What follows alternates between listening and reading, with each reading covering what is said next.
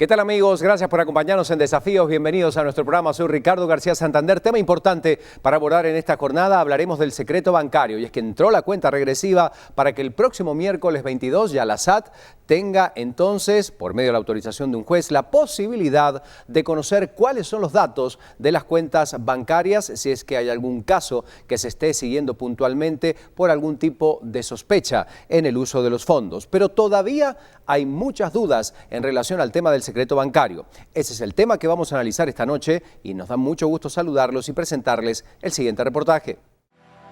El 19 de julio del 2016, el Congreso aprobó con 107 votos el paquete de reformas para fortalecer la transparencia fiscal y la gobernanza de la Superintendencia de Administración Tributaria SAT, que incluye, entre otros temas, la regularización del secreto bancario, un tema en el que Guatemala había estado rezagada y que permitirá, con una solicitud de un juez, autorizar a la SAT a tener acceso a los estados de cuenta de los contribuyentes de quienes sospeche anomalías. Sin embargo, los parlamentarios incluyeron un literal que establece que la ley de fortalecimiento a la recaudación tributaria no podrá ser retroactiva, es decir, que la SAT no podrá acceder a los estados de cuenta previos a la entrada en vigencia de la ley. El plazo para la entrada en vigencia de la ley se cumple el próximo 22 de febrero. Sin embargo, según la interpretación de la SAT y diversos analistas, entrará en vigencia exactamente el 23 de dicho mes. Actualmente, algunos analistas califican esta normativa como una, sino más bien la que más inquietud ha generado en los contribuyentes. Pero ¿estará lista la SAT para afrontar este reto? ¿Qué debemos saber de la nueva normativa? Estas y más preguntas serán resueltas en Desafíos.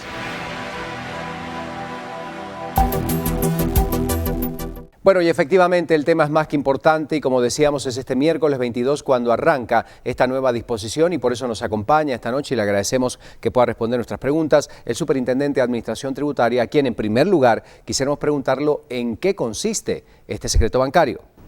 Pues bueno, muchas gracias por la oportunidad. Primero que todo comentarles que las reformas a la Ley Orgánica de la SAT y al Código Tributario han permitido que la autoridad tributaria hoy por hoy, a partir del 23 de febrero de este año, vaya a contar con acceso a la información bancaria de, pues en general, los guatemaltecos que estamos obligados a contribuir, que somos todos, con la finalidad de poder verificar que las declaraciones que se hacen ante la SAT coincidan con todo lo que es sus transacciones bancarias, sus estados de cuenta y poder darle además trazabilidad a todos los movimientos que ellos han hecho, verificar que tiene el respaldo efectivo a través de esa transferencia o de las distintas actividades que se hayan hecho en los bancos del sistema y verificar además que se cumpla con la obligación de bancarizar las cantidades que se hacen en transacciones comerciales. Sí podemos revisar 4 años atrás y esto no significa que estemos violentando de ninguna manera el principio de irretroactividad de la ley.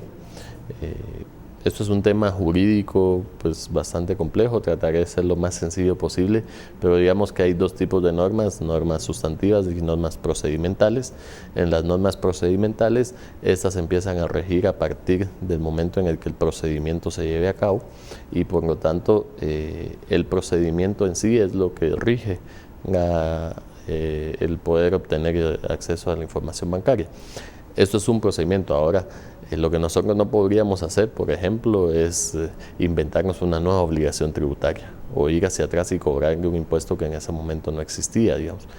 Ahí de esa forma sí estaríamos metiendo en normas sustantivas, que las normas sustantivas son las que en este caso no se pueden usar con efectos hacia atrás. Señor Superintendente, la segunda pregunta tiene que ver con la preparación que está teniendo la SAT justamente para poder implementar esta política. Hemos venido trabajando durante este plazo dentro de la SAT para crear la Gerencia de Investigación Fiscal, que es un área específica donde se van a resguardar todos los datos relativos a acceso a información bancaria.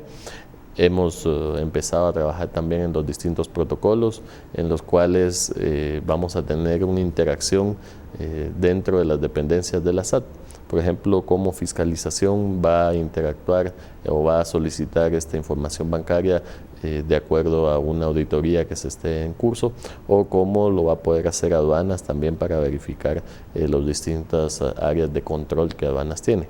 Entonces, todo este engranaje de alguna manera lo hemos venido trabajando ya desde hace algunos meses, y esto va a conllevar también una preparación bastante grande y en contratación de personal, en todo lo que es instalación de los sistemas, tener la infraestructura adecuada para el resguardo de la información. Entonces, en realidad no es un tema tan trivial, es una cuestión muy de fondo, y eso va a hacer que la aplicación de esta norma pues la hagamos de una manera progresiva, de una forma paulatina, conforme vayamos avanzando en los primeros planes de fiscalización que hagamos ya específicamente para esta herramienta. Estamos en la etapa de contratación, ya están los jefes, están algunas de las personas de apoyo, estamos en el proceso de la instalación de el equipo, el área física, pues es todo un tema logístico bastante grande que nos está llevando tiempo, pero que lo queremos hacer de una forma ordenada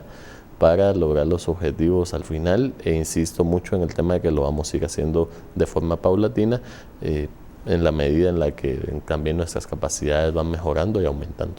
¿Y cuántos casos actualmente hay en lista que creen que pueden utilizar esta herramienta para proceder en su investigación? Tenemos fiscalizaciones que se abren todos los días fiscalizaciones y se cierran todos los días fiscalizaciones. Tenemos casos de investigación que de igual manera van unos con otros. Lo que estamos haciendo en principio es utilizar esta herramienta para la programación. Y la programación lo que significa básicamente es que es el área donde hacemos una inteligencia un poco más macro, donde buscamos datos generales, donde estamos viendo qué sectores todavía podemos ir a de alguna forma fiscalizar y qué sectores van a necesitar que nosotros hagamos fiscalizaciones a profundidad, fiscalizaciones que nosotros les decimos selectivas, y va a depender de esa misma interacción qué casos salgan y qué casos vamos a sacar y qué casos se resolverán en la vía administrativa, como la mayoría de casos que se están resolviendo actualmente. Yo creo que esta herramienta va a ser muy útil, sobre todo para evitar la penalización de casos que antes era la única manera en la que la SAT podía tener acceso a información bancaria. Tenemos una historia de muchísimos casos de denuncias presentadas en contra de cardamomeros, de cafetaleros, de otros sectores, no solo agropecuarios, sino también sectores comercializadores, donde el trasfondo de esas denuncias era poder averiguar en realidad la trazabilidad de todos los fondos y poder establecer quién dentro de toda la cadena, por ejemplo del IVA o del ISR, se había quedado con el dinero y había defraudado al Estado. Entonces, en realidad, esta facultad, lejos de venir a servir para penalizar más casos, va a venir a desjudicializar muchos casos, en la manera en la que nosotros vamos a utilizarla para investigar a profundidad quiénes son los responsables, quiénes son las personas que de verdad nos están defraudando, quiénes son los que no pagaron sus impuestos, y no generar estas denuncias masivas que se hacían contra toda la cadena del IVA, por ejemplo, en el caso de los exportadores de café y cardamomo. Y por último, se habla del beneficio de la confidencialidad que tienen las personas. ¿Se estaría violando de alguna manera, según lo que dicen algunos analistas? Seguramente habrá quien plantee alguna inconstitucionalidad o algún tema por esa índole. Nosotros hemos hecho un análisis y un estudio de la normativa y consideramos que no riñe con la Constitución, por el contrario, desarrolla preceptos constitucionales bien claros, como lo es la facultad de la SAT de pedir a cualquier tercero información que tenga de él o de otra persona en su poder. Entonces, esto es una facultad también, insisto, constitucional, y para esto vamos a respetar otras garantías como lo es la confidencialidad. Tener acceso a la información no viola la confidencialidad. Lo que violaría la confidencialidad es que nosotros lo hiciéramos público, y eso la misma Constitución también nos lo limita.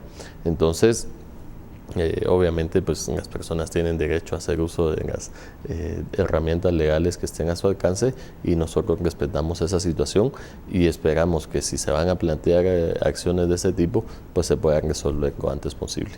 Esta herramienta, insisto, va a permitir despenalizar casos mucho más que poderlos penalizar, y eso debe ser algo que tranquilice en general a la población y que tranquilice a los distintos sectores que de alguna manera sienten que se puedan ver amenazados. También para nosotros la solución es pónganse al día. Si están al día con la autoridad tributaria, si pagan sus impuestos mensualmente, trimestralmente, anualmente, de acuerdo a su régimen, la autoridad tributaria no va a tener ninguna necesidad de tomar ninguna medida de ningún tipo. Entonces, la mejor manera siempre de evitarnos cualquier problema es estar al día y cumplir con nuestras obligaciones. Y de esta manera concluimos entonces esta entrevista. Muchas gracias al superintendente de Administración Tributaria que nos acompañaba en este programa, y luego de la pausa seguimos abordando el tema vinculado al secreto bancario.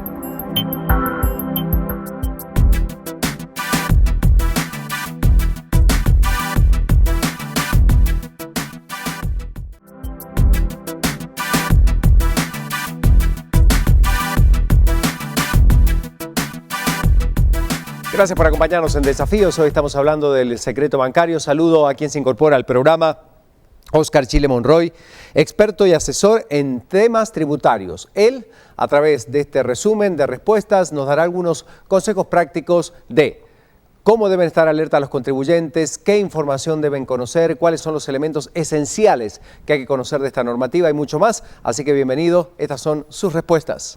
Bueno, primeramente hay que comprender que la revelación de información bancaria es enfocada básicamente a las personas que realizan actividades empresariales, profesionales o comerciales. En ese sentido, las personas individuales que no ejercen actividades lucrativas no tienen por qué estar temiendo porque no tienen movimientos mercantiles en sus cuentas. Que la recomendación para todos los que aportamos o todos los sujetos de impuesto es que debemos de respaldar nuestros ingresos con las facturas correspondientes. Desde luego, no quiere decir que todos los movimientos bancarios o los depósitos coincidan con las ventas o servicios, porque en toda empresa siempre hay depósitos que no son de ventas. Pueden ser aportaciones de socios, anticipos sobre ventas, pueden ser traslados entre compañías.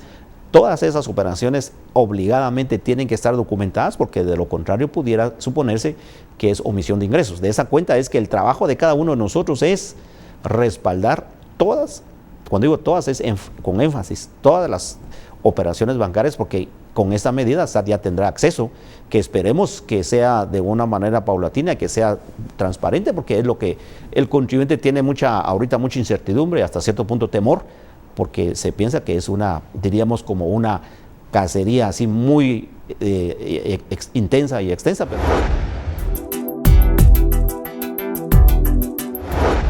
la principal documentación es contar con una integración de los depósitos bancarios, de los diferentes conceptos de depósitos bancarios. Por ejemplo, una integración de ventas al crédito, ventas al contado, préstamos obtenidos, intereses percibidos, aportes de socios, traslados entre empresas. Esa integración debería tenerla para compararla con sus facturaciones mensuales y anuales, ya como primer documento. El otro tema es, que es bien importante, para todas las personas o empresas obligadas a llevar contabilidad, lo que exige la nueva ley es que debe tener documentación de todas sus operaciones. Eso es fundamental. Se tiene que tener toda la documentación porque es una exigencia de la nueva ley. De lo contrario, eso puede ser sujeto a una sanción, podría ser sujeta a una sanción de resistencia a la acción fiscalizadora, que es el 1% de los ingresos del contribuyente del periodo anual que se está fiscalizando. Esa sanción no existe en este momento.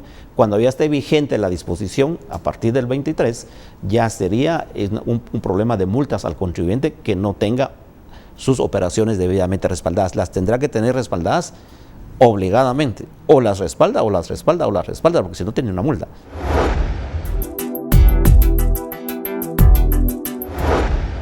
Sí, definitivamente, lo que sí tenemos que tener claridad es que sí va a haber una mayor fiscalización y yo diría una efectividad en la fiscalización de SAT, porque realmente SAT va a comparar ingresos depositados en todos los bancos, cooperativas y entes de microfinanzas versus ingresos declarados. La diferencia, la persona tendrá que, o la empresa tendrá que comprobar que no corresponde a ventas. Una nueva pausa en Desafíos y luego otro importante analista nos viene a comentar aspectos fundamentales de la realidad que se va a vivir en el país a partir de la aplicación del llamado secreto bancario.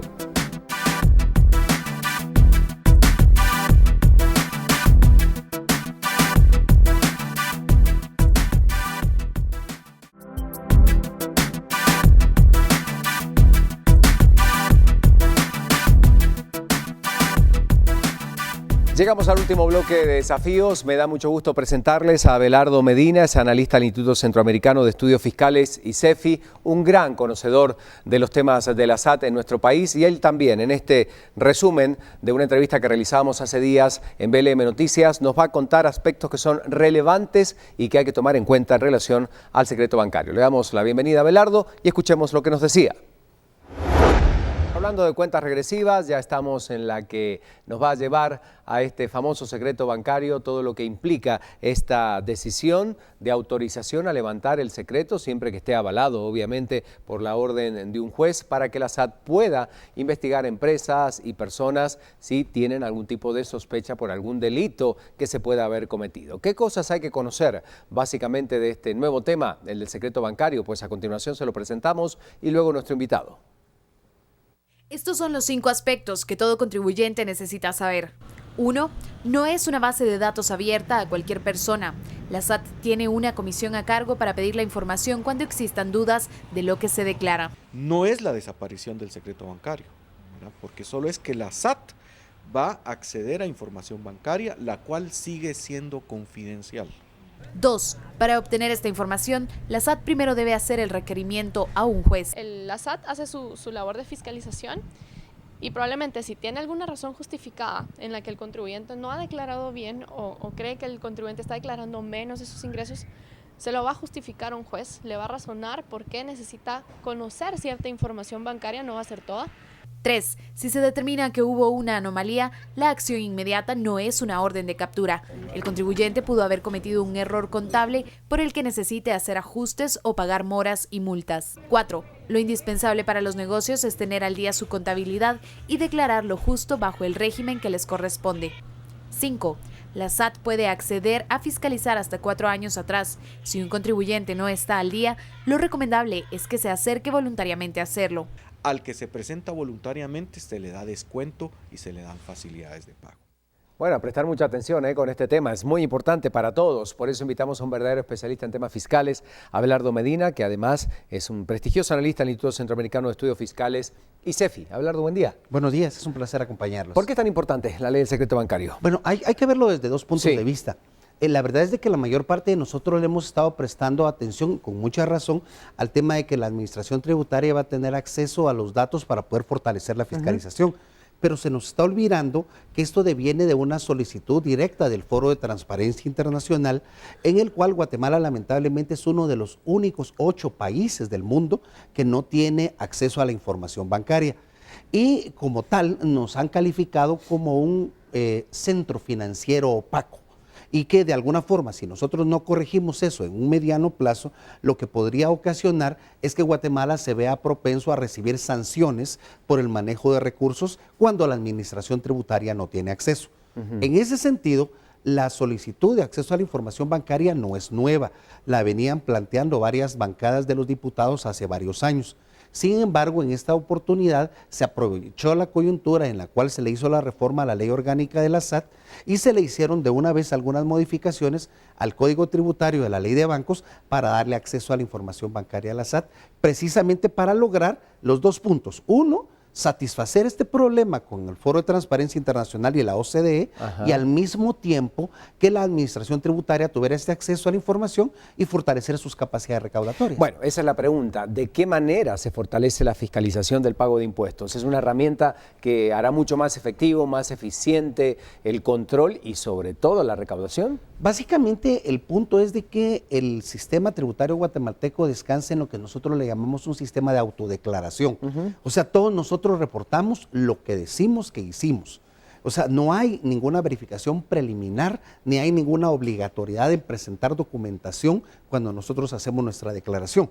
Hacemos nuestra declaración de impuestos sobre la renta, llenamos el formulario y decimos que nuestros ingresos son X.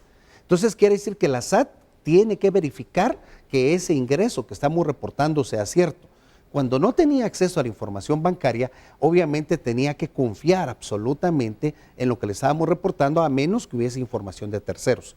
Con este acceso a la información bancaria, la SAT adquiere una herramienta poderosa, limitada de acuerdo a las características que se están dando.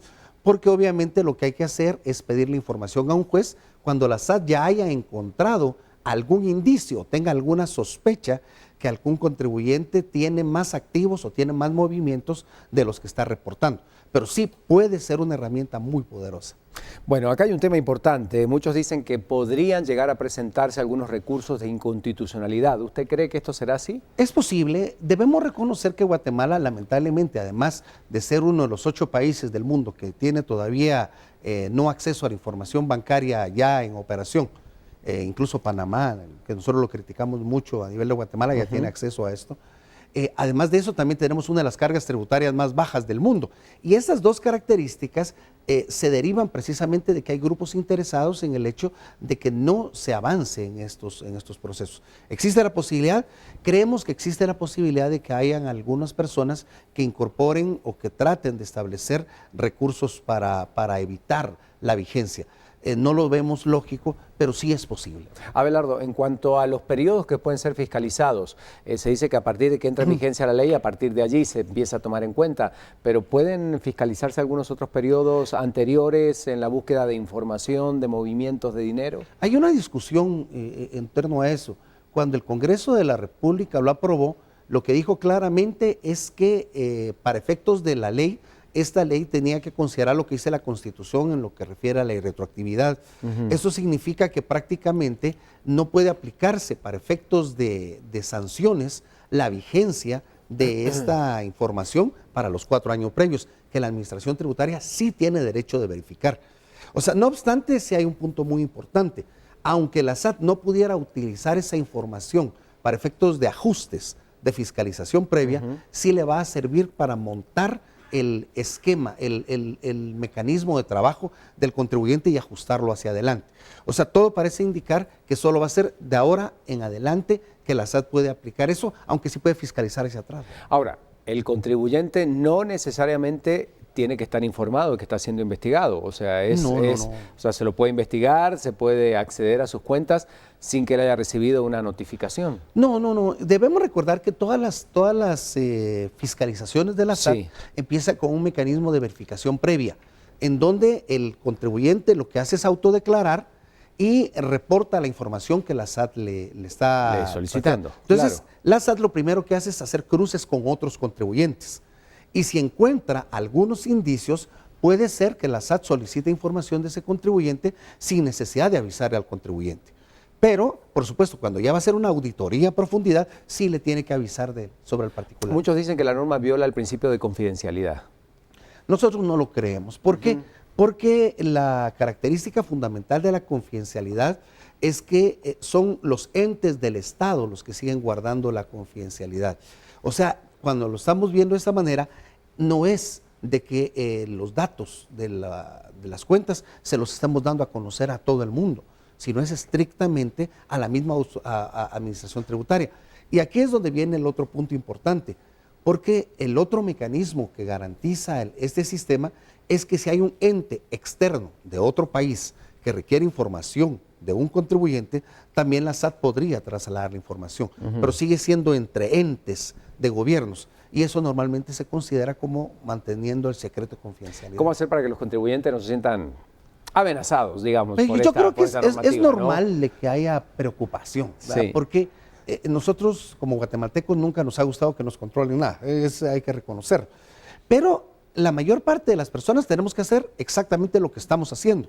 O mucho más ordenados, y ser desordenados no implica estar incurriendo en un delito, pero sí mucho más precisos y ordenados en nuestros estados, en nuestros depósitos, en las justificaciones de esos movimientos de dinero. Veámoslo, los trabajadores en relación de dependencia, que son la mayor parte de los guatemaltecos, o los trabajadores en el sector informal, podría ser de que tuviesen alguna inquietud, pero no tienen porque normalmente sus salarios son relativamente pequeños. Los que empiezan a tener un poco de preocupación son aquellas personas que normalmente hacen depósitos grandes a los bancos y que no tienen una justificación por una actividad económica. Claro. Entonces, obviamente, lo que la norma está obligando a estas personas es a que se formalicen, a que incorporen eso dentro de su contabilidad, si llevan contabilidad y si no, que la lleven, y que registren todo como corresponde. Lo único que nos obliga es hacer bien lo que antes siempre debió hacerse bien.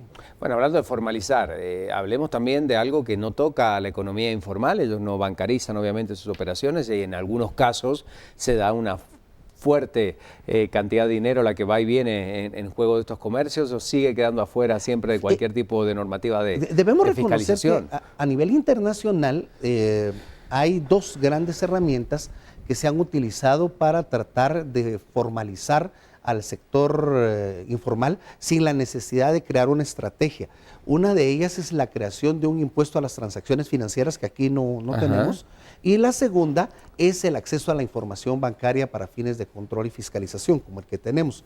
En este caso puede ser de mucha utilidad porque al cruzar información con terceros, me invento un ejemplo rápidamente.